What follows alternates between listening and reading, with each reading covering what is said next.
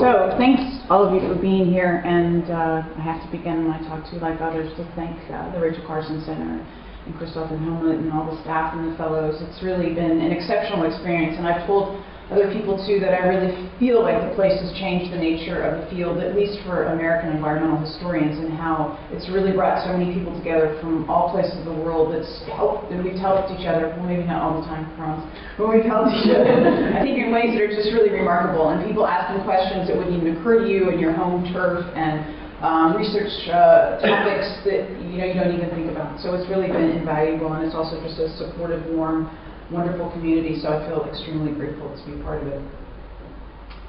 So, like many people, I guess, at least many Americans, you think of corned beans and squash as buffalo, as Indian, right? Well, if you'll follow me, which we'll do today, to an Indian powwow or a Crow family household, you'll quickly find that the romantic foods of myth and legend are, well, pretty much mythical. So the basic question I ask in this project, if it's not corned beans and squash and buffalo, what is Plains Indian food? As an environmental historian, I'm drawn to ask about the ways that Plains Indians have produced, consumed, thought about food, procured, thought about food in the last 100 years, and what that communicates about Plains cultures and sense of heritage today in the 21st century. So my working argument now in this project is that Plains Indians, and Crows in particular, which I'll show you where they live in a minute, look to recent, like World War II generations for heritage and a sense of food instead of cleaving to pre-colonial eras that is usually held up as true Indian culture. So this is a study of this adaptive evolution of a Plains food tradition and culture that comes in conflict with these perceived ideas of what the culture is and with these popular myths. So the basic so what, the reason I think that the book and the argument is useful, especially to the Crows, is it's supporting a local sense of heritage, an authentic sense of what it means to be Indian for people living in Indian communities. It's acknowledged that foods like beef and buffalo and pies are not a sellout to colonialism, but affirm Crows' own sense of themselves. So why food to study identity and culture? I think it makes a powerful lens to study Indian cultures and cross-cultural encounters because of its very ordinariness. It's at the heart of any community's social, cultural, and economic life. Food is something to eat, something we take in. It's nutrition, but it's also stories and relationships. So here's what I mean. So when you take in food, you make connections with people. You make bonds as women or as men. There's a sense of regional identity, ethnic identity. You connect to the workers that are producing the food, where we realize these connections are there or not. It's a connection between people and the environment, landscapes, the plants and animals that we take in, and we influence those by the foods that we eat.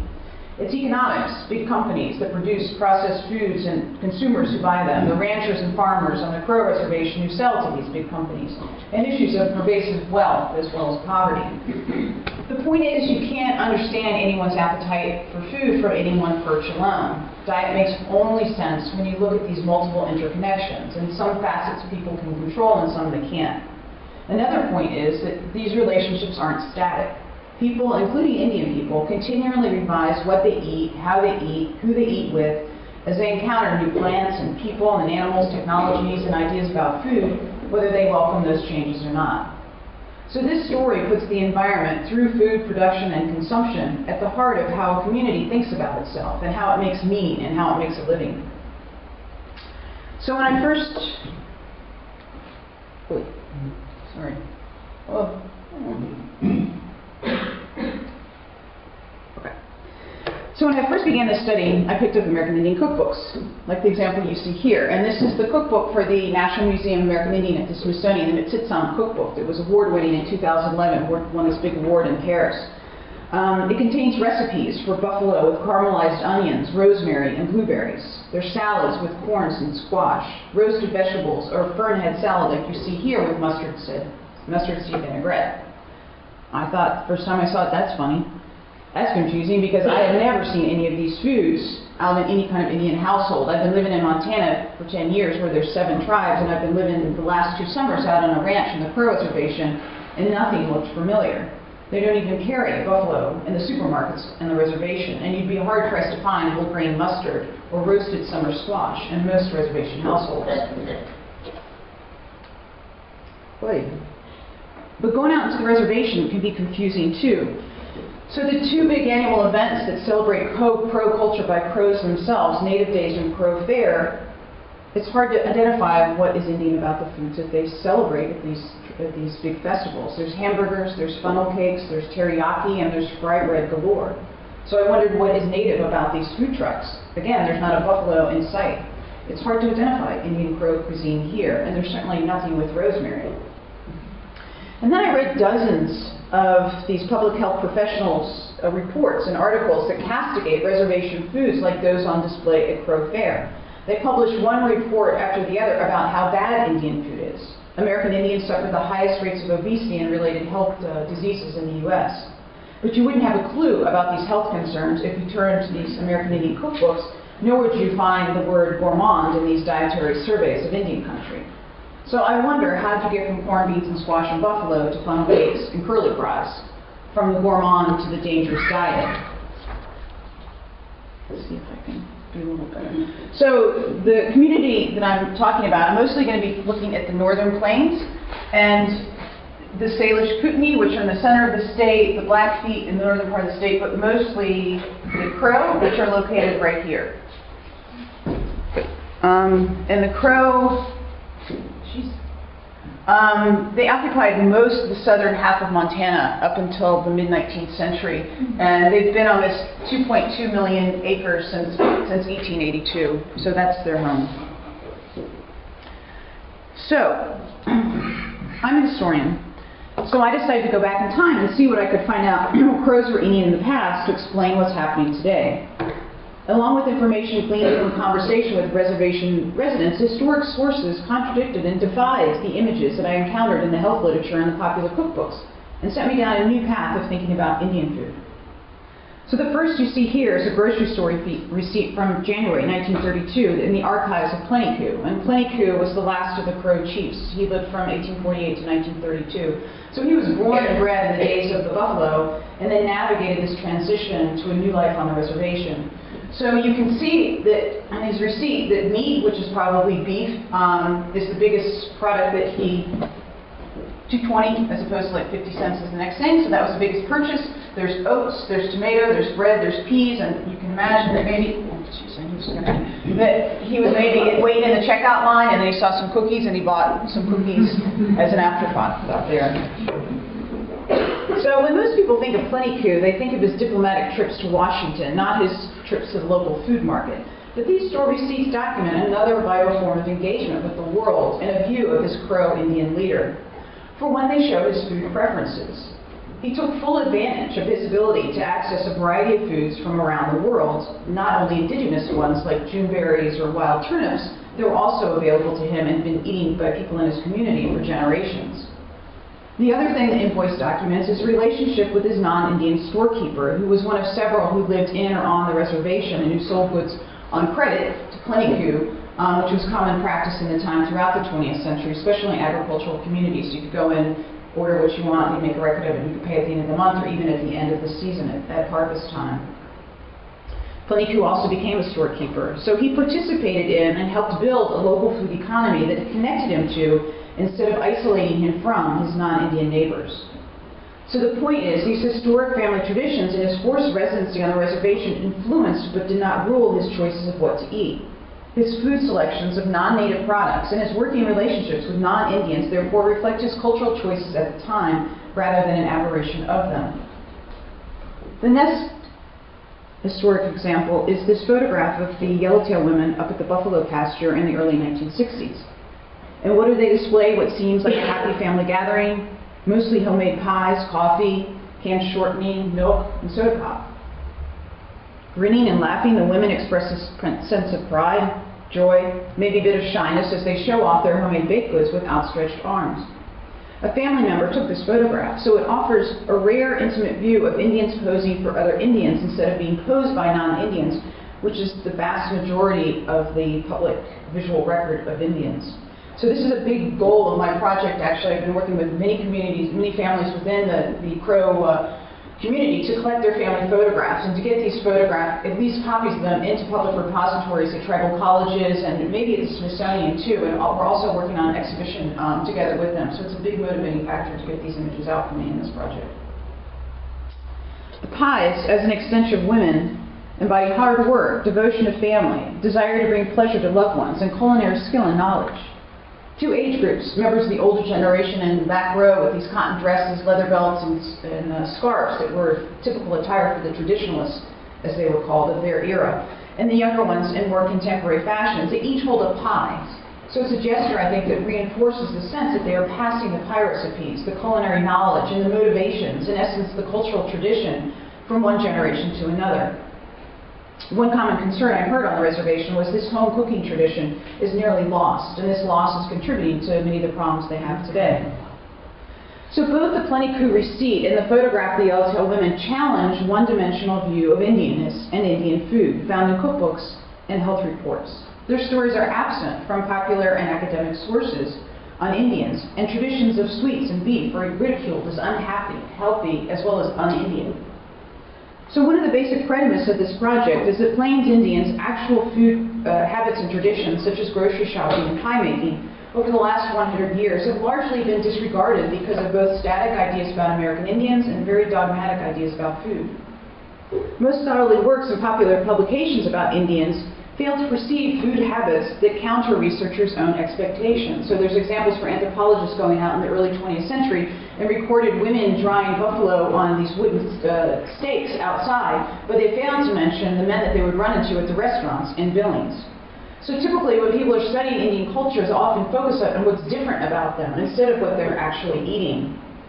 Today, many Indians and non-Indians alike have often identified these pre-colonial foods of corn, beans, and squash and buffalo as the true American Indian foods, and modern food traditions as colonial corruptions and anathema to Indian cultures. But in doing so, I think they perpetuate these age-old stereotypes that real Indian culture is a thing of the past. So there's the rub. Oversimplified ideas of Indian food are oversimplified ideas of Indians. If we only think of corn, beans, and squash, the sit-on cookbook version, as real Indian food, then we miss the stories of Plenty Coup and the Yellowtail women who worked hard to create these meals and build food pro traditions that bring health and joy to their families. Visions of plain Indians hunting buffalo and women gathering wild plants are compelling, and they of course offer much to commemorate. Problems arise when these iconic figures ellipse the lives of actual Indians deciding what to have for dinner.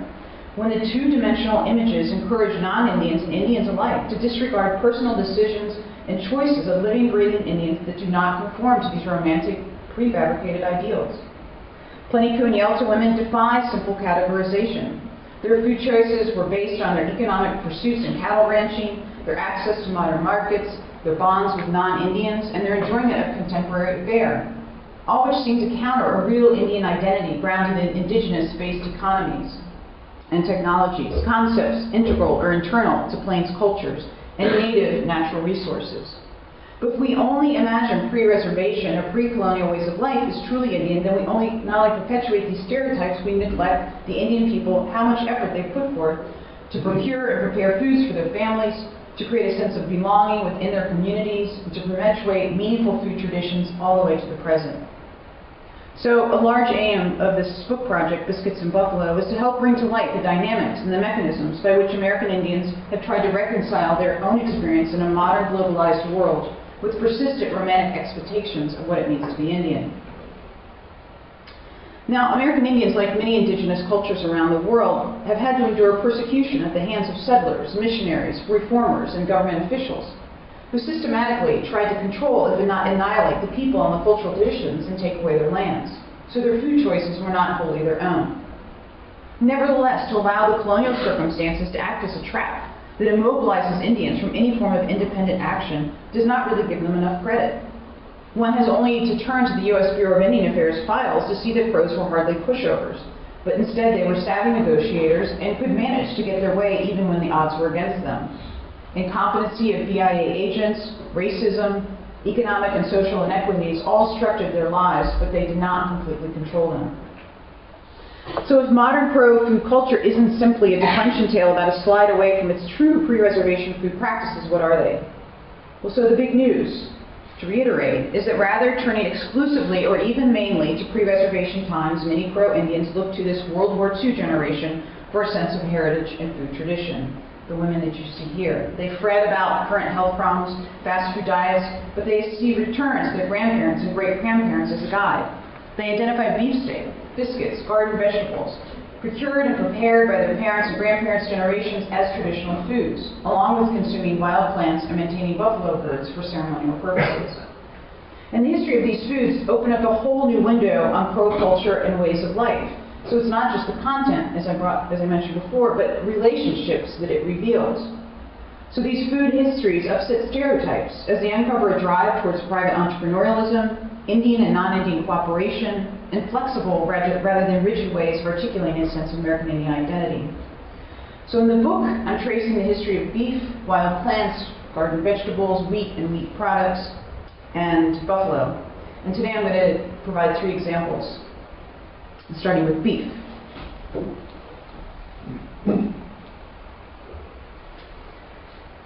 So you can't help but see the influence of beef cattle on the in Crow culture as you drive on Interstate 90 through the reservation or some of these smaller roads leading up into a ranch I was visiting in the Bighorn Mountains there.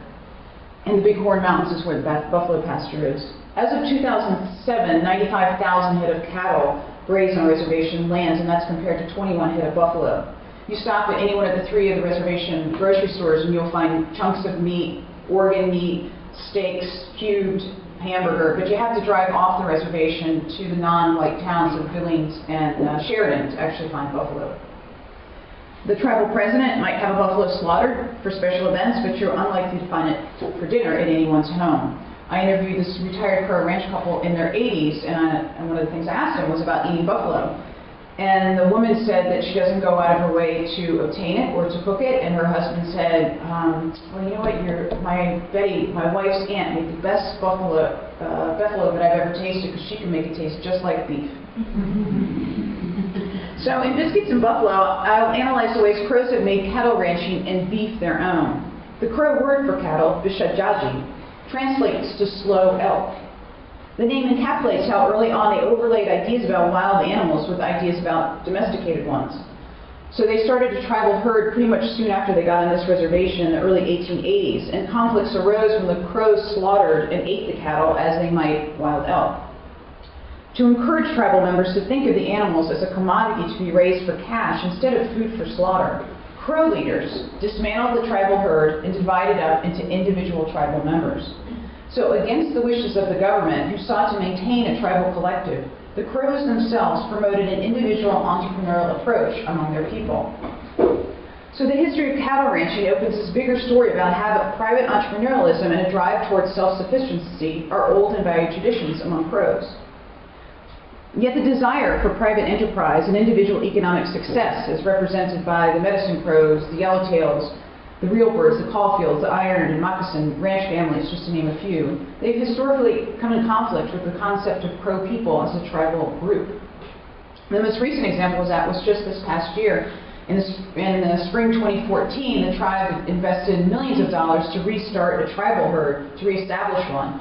But the private Crow ranchers are worried because it could undercut their private enterprises, because they're also leasing the same tribal lands themselves for their own private little companies that they have. And these private ranchers are one of the few economic success stories on the reservation. So this struggle to balance this individual drive towards private entrepreneurialism and at the same time support this tribal collective is at the heart of this Crow cultural history that I'm exploring. So even the most private ranch enterprise are communal affairs in the sense that ranch families pitch in and they help each other out on a daily basis in loaning tools as well as labor and joining together at critical moments in the ranch years, such as spring brandings or fall roundups. And non-Indians have been a long part of this informal economy as they leased and bought up tribal lands, set up ranches, and made the reservation their home too. These non-Indian ranchers have been competitors of Indians, but they've also been classmates, neighbors, and even relatives. They currently make up 25% of the reservation population. So again, some family snapshots from the 50s and 60s illustrate this teamwork of Indians and non-Indians. And in the case on the left-hand side, they're participating in this PK rodeo, and PK was one of the huge ranches owned by non-Indian, or leased land owned and leased by non-Indians at this time period. And this is the Yellowtail family ranch on the right-hand side. And in both of these instances, it's hard to discern visually Indians and non-Indians. There's no sense of hierarchy, there's no sense of division within the picture. They're visually integrated. So I'll be relying on images like these to make this point about how non-Indians are part of this Crow culture. So many accounts of reservation life portray non-Indians as primarily antagonists, but they're integral to the native reservation communities and cultures. The tensions do exist, for sure, they happen to exist between the groups, but they're not all simply interlopers, as I've described, but they forge bonds with Indians as storekeepers, fellow ranchers, kin, neighbors, teachers, and classmates, all of whom produce and consume food together. So using these images, my objective is not to nullify the strains between Indians and non-Indians, but just to show another side of the story and to make another major point of my book that non-Indians have been a part of and contributed to reservation communities. Next, you have the history of gardening. So I moved from this large-scale economic enterprise to these private home production. The Crows didn't garden for hundreds of years before moving onto the reservation. They had this migratory life chasing after the buffalo, following the buffalo, and chasing wild plants. But once they got onto the reservation, they needed to garden or they starved. So it's pretty clear why they started gardening, but it doesn't really explain why they became garden enthusiasts, which they did. So most Crows then learned these gardening skills from boarding schools, missionary schools, and from the government agents. This is a picture here of Connie Yellowtail, who's now in her 80s, and she's showing, she made this little collage of her father, Robert Yellowtail, and of his gardening enterprises that she's preserving for their grandchildren.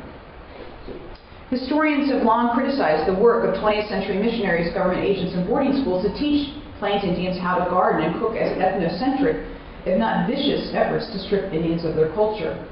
But a close examination of the story of reservation gardening revises this troubled history to reveal that canning and vegetable gardening had become a symbol of Crow heritage and health, not an anathema to them.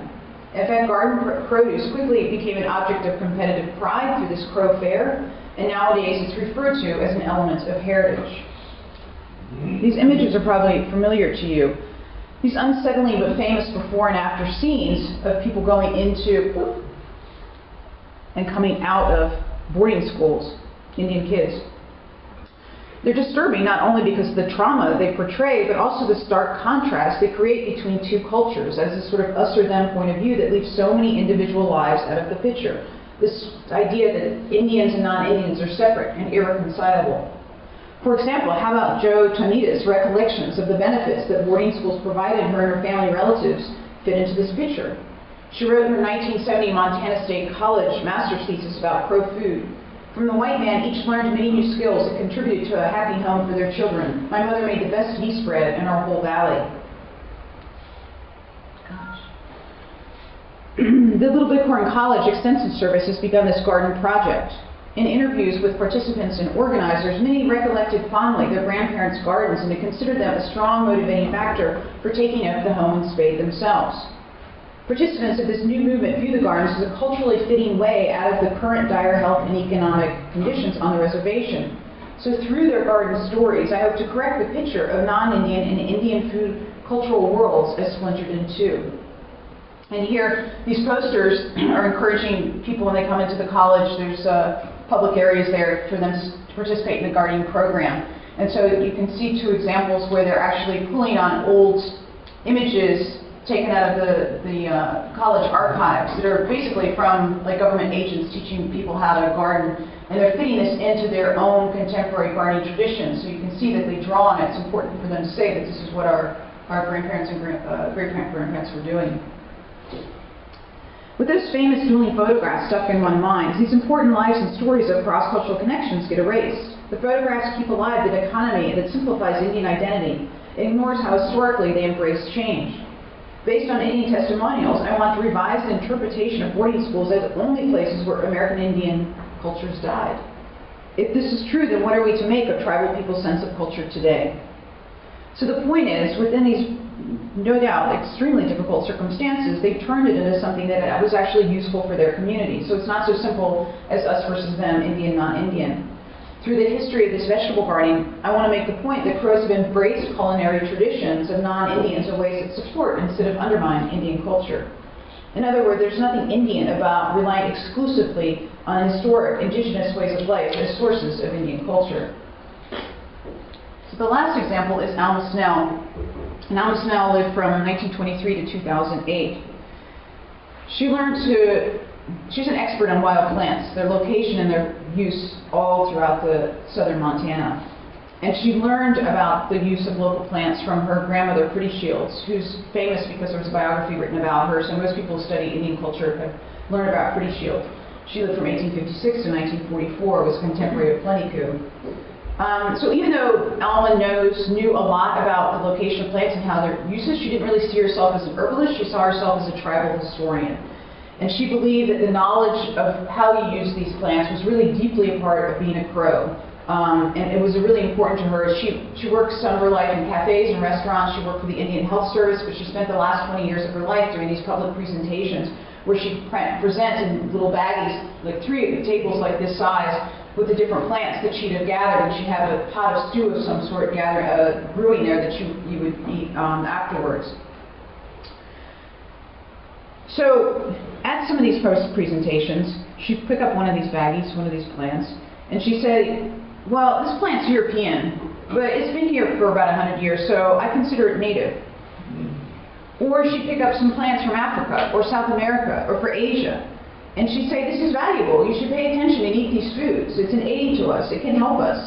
So she's taking advantage of non-native products, native plants from all around, non-native plants from all around the world, ingredients from all around the world, alongside native ones, and claiming them as Crow's own. So the point is, instead of these kind of narrow definitions of Indian identity, she's very flexible. She saw the world as her oyster. So any cultural product or act that was useful to make the life better for the people in a community, she would embrace as her own. So it was the idea of seeing a world of cultures, kind of, I guess you could say, with a smaller case C, instead of this idea of culture as this capital C with the singular monolithic boundaries. So for her, Crow culture could draw on all kinds of influences and move forward in time. Oops. So, why is this food history necessary? Why is it useful, in particular to the Crows? What are its implications? So what? So obviously, people in the community know their history better than I ever will, but I can offer some critical engagement with archival material that few have examined with these sorts of questions. Much of this food history will be new to them, particularly as a lens through which to consider the evolution of their own heritage. So 2 is the educational value. I'm hoping that these materials can be used in schools to teach about the generation of pie makers, the parents, the grandparents, great-grandparents as heritage too. And I'm especially passionate about these family photographs. So I'm hoping to get these photos and films of Indians by Indians recognized and validated in the public record as a service to them as well as all others. And this wall, I think, is important because the images of Edward Curtis that we're all familiar with, produced at the turn of the century, are still dominate the visual record. His images were contrived at the time, but they still are the vantage point that popular image of Plains Indians operate from today. And then it's wrestling with these stereotypes. So we think that, okay, we need to educate non-Indians about stereotypes, but really it's an issue that Indians wrestle with themselves. So in one of my conversations with a Crow activist, he asked me, why write a food history when my community needs to think about the future? So there's a lot of people in Indian country that don't like looking back. We're like, we're done with that. The bad story, what's going to take us forward? So I'm hoping that my belief is that these misconceptions, not I'm hoping, but my belief is these misconceptions about Indian history create barriers from improving conditions on the reservation today. So many within Indian communities, as well as people like members of the Harvard Project for Indian Economic Development at the Kennedy School, which are doing incredible work in Indian country, the new field of indigenous entrepreneurialism, they all stress the importance of identifying unique cultural traditions of each community is essential for any program's success. So if that's the case, it's all the more important to acknowledge actual homegrown traditions rather than these mythical ideals of Indianness. As Barney Oldcoyote said, the greatest enemy of Indian people is stereotyping. So food's value is as much in the stories and histories it conveys as the nutrients it contains. This project supports Crow's local, genuine sense of heritage by asserting that preferences for beef, biscuits, and pies, the stuff of everyday life, of their personal memories, are not a sellout to colonialism, but affirm Crow's own living traditions and ways of life, not some theoretical formula for Indian identity. The Crows continue to rely on buffalo and wild plants to tell stories about Crow culture that are vital to the life of the community, to the ethical and spiritual sense, but they're not the only story. Tribal people make meaning with foods that they eat on a daily basis, foods such as beef, that tie them to a more immediate and therefore personal relevant past. As my friend Bill Yellowtail said, the romance is fine, but it sells up a cultural dissonance. So people, especially young people, are basically told that what's important and what's great about Indian culture happened 300 years ago. So it creates this void, this vacuum. It kind of devalues, in effect, their everyday existence. So they need to find something to be proud of in their daily lives and their contemporary daily culture. So I'm hoping, perhaps, this project in some way can resolve this cultural distance that's set up when people's daily lives do not square with the mythical standard. Thank you.